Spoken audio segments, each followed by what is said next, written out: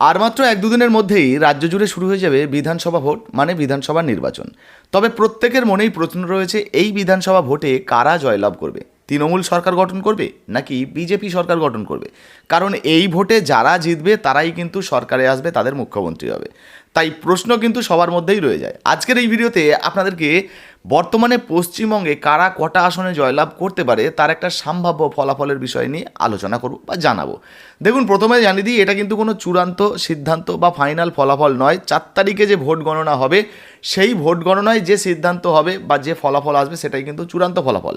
তার আগে এবার আপনাদের অনেকের মনে প্রশ্ন হতে পারে, তাহলে আপনি কিভাবে বলছেন? দেখুন, বিভিন্ন সংস্থা রয়েছে, তারা কি করে বিভিন্ন এলাকায় সমীক্ষা চালায়। যেমন দেখবেন, হয়তো আপনার মোবাইলেও কোনো সময় না কোনো সময় ফোন গেছে যে আপনি কোন রাজনৈতিক দল করেন, এবার 2026 সালে আপনি কাকে ভোট দিতে চান। তো এই ধরনের উত্তরগুলো আপনারা যারা যারা দেন আর কি, তার উপরে নির্ভর করে সমীক্ষাগুলো করা হয় যে তৃণমূল কটা আসন পেতে পারে, বিজেপি কটা পেতে পারে, সিপিএম কটা পেতে পারে, বা অন্যান্য কংগ্রেস অন্যান্য তারা কটা আসন পেতে পারে।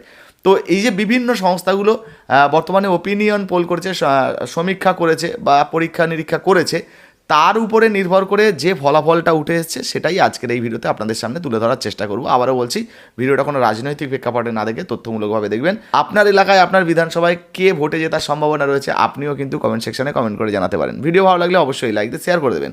চলুন প্রথমে ফলাফলটা আমরা দেখে নিই, সমীক্ষাটা দেখে নিই। তো বন্ধুরা, এবার আমরা ওপিনিয়ন পোল অনুযায়ী দেখব বর্তমানে পশ্চিমবঙ্গে বিজেপি কত সিট পেতে পারে, সিপিএম কত সিট পাওয়ার সম্ভাবনা রয়েছে, কংগ্রেস বা তৃণমূল কারা ক্ষমতায় দখল করার জন্য কত সিট পেতে পারে।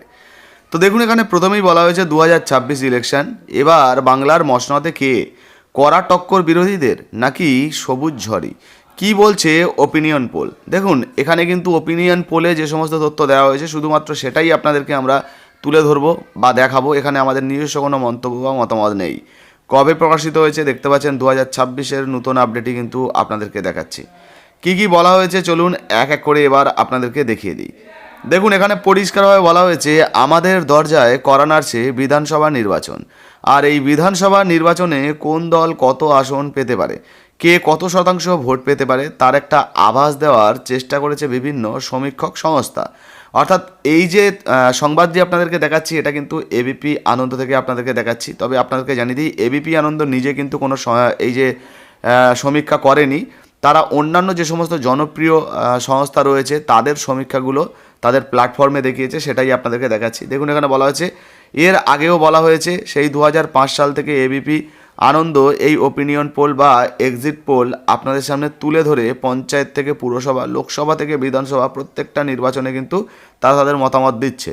তবে বলতে কোনো দ্বিধা নেই, এই সব সমীক্ষার বিশ্বাসযোগ্যতা কিন্তু ক্রমশ কমছে, কারণ ফিল্ড সার্ভে কমে যাওয়া এবং এআই এর অতিরিক্ত ব্যবহার করার জন্য কিন্তু এমনটা হচ্ছে।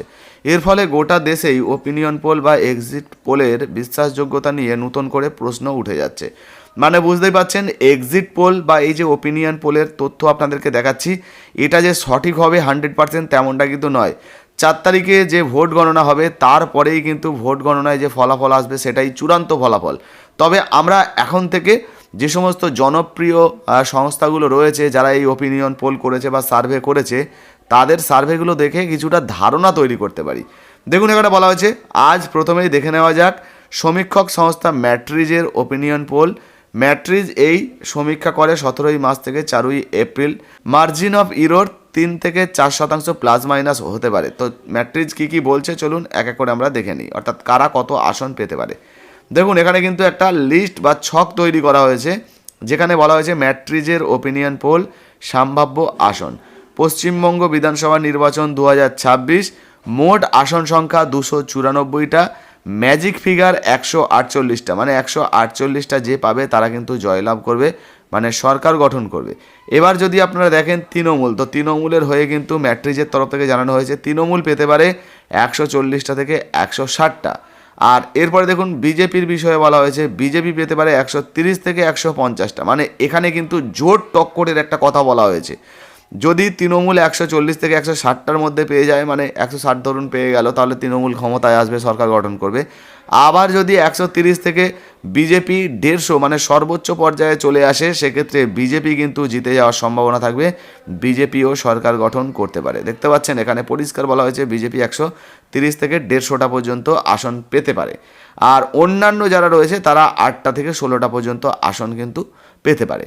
তো সেই অনুযায়ী যদি দেখা যায় তাহলে তৃণমূল এবং বিজেপির মধ্যে কিন্তু জোর টক্কর হওয়ার একটা বড় সম্ভাবনা রয়েছে। কে ভোটে জিতবে একদম নিশ্চিতভাবে কিছু কিন্তু বলা যাবে না। এরপরে যদি শতাংশ দেখি, দেখুন এখানে বলা হচ্ছে ম্যাট্রিজের ওপিনিয়ন পোল সম্ভাব্য ভোট শতাংশ, সেক্ষেত্রে তৃণমূল পেতে পারে 43% ভোট, বিজেপি পেতে পারে 41% ভোট, আর অন্যান্যরা পেতে পারে 16% ভোট। মানে বুঝতেই পারছেন জোর টক্কর হওয়ার একটা সম্ভাবনা রয়েছে। শুধু ম্যাট্রিজ নয়, আরও অন্যান্য সংস্থা তারাও কিন্তু এই সার্ভে করেছে, সেগুলো আপনাদেরকে দেখাই দু একটা। যেমন দেখুন এখানে বলা আছে, এবার দেখে নিন আরও একটি সমীক্ষক সংস্থা চাণক্য স্ট্র্যাটেজিস তাদের ওপিনিয়ন পোলে কি বলছে। তো চাণক্য স্ট্র্যাটেজি তারা কিন্তু যে সমীক্ষা করেছে সেখানে তারা তাদের ওপিনিয়ন পোল দিয়েছে।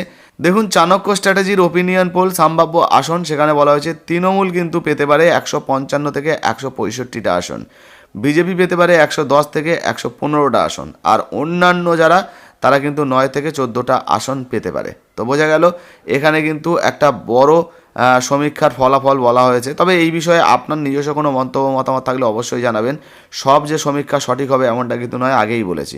এবার ভোট শতাংশ, যদি আমরা চাণক্য স্ট্র্যাটেজির এখানে ভোট শতাংশ দেখি, তৃণমূল কিন্তু 45 থেকে 47% ভোট পেতে পারে, বিজেপি পেতে পারে 40 থেকে 42%, আর অন্যান্যরা পেতে পারে 12 থেকে 16% পর্যন্ত। আচ্ছা, এরপরে ভোট ভাইব নিউজ 18-এর যে ওপিনিয়ন পোল, তো নিউজ 18 যে ওপিনিয়ন পোল করেছে সেখানে কারা কটা পেতে পারে দেখুন সম্ভাব্য আসন।